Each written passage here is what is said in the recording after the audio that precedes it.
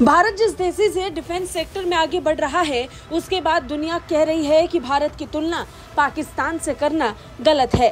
अगर भारत की तुलना ही करनी है तो चीन से करें। और ये बात इसलिए क्योंकि पाकिस्तान आज बर्बाद हो चुका है और दूसरी तरफ भारत लगातार एक के बाद एक मिसाइलों को बना रहा है, जिससे चीन की टेंशन बढ़ गई है। और टेंशन इससे ज्यादा तब भारत ने चीन को दी जब भारत का ब्रह्मोस मिसाइल पहुंच गया फिलीपींस। लेकिन फिलीपींस ही नहीं, दुनिया के 10 ऐसे देश और हैं जो ब्रह्मोस को अपनी वायुसेना में शामिल करना चाहते हैं और भारत भी इन देशों को ब्रह्मोस का निर्यात करना चाहता है। इनमें दक्षिण अफ्रीका, सऊदी अरब, संयुक्त अरब अमीरात, वियतनाम, इंडोनेशिया और मिस्र सहित कम से कम 10 देश शामिल हैं। बता दें, ब्रह्मोस एरोस्पेस भारत के रक्षा अनुसंधान और विकास संगठन DRDO और रूस के NPO मशीनोस्ट्रोनेनिया के बीच एक संयुक्त उद्यम है। सुपरसोनिक क्रूज मिसाइल भारत के सशस्त्र बलों के तीनों अंगों में इस्तेमाल की जा रही है। अब भारत ब्रह्मोस NG यानी नेक्स्ट जनरेशन बना रहा है। ये इस हथियार प्रणाली की अगली पीढ़ी का छोटा हल्का संस्करण है, जिसे कई सैन्य प्लेटफॉर्म्स पर तैनात किया जा सकता है। इसका परीक्षण 2024 की पहली छमाही में हो सकता है। मौजूदा ब्रह्मोस मिसाइलों की सीमा 290 किलोमीटर है।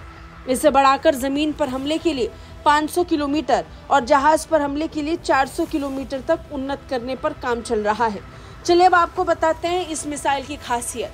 दरअसल ब्रह्मोस मिसाइल 3000 किलोग्राम वजनी एक परमाणु मिसाइल है। 300 किलोमीटर से 800 किलोमीटर तक की दूरी पर बैठे दुश्मन पर अचूक निशाना लगाती है।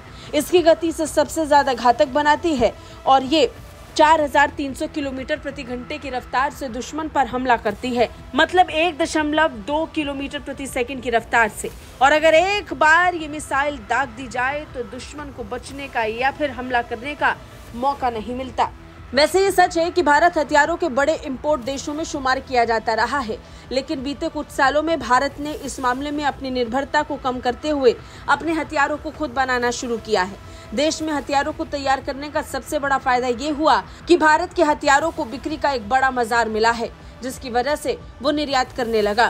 खैर, ये कहना गलत नहीं होगा कि जिस तरह एक के बाद एक भारत के हथियारों की मांग दुनिया के कई देश कर रहे हैं, उससे चीन की रातों रात नींद उड़ गई है और भारत की कूटनीति के आगे बिखर गया चीन की आंखों में पल रहा ख्वाब। अब देखना तो ये होगा कि भारत कब बनेगा दुनिया का सबसे बड़ा defence exporter. Bureau report, Bharat तक।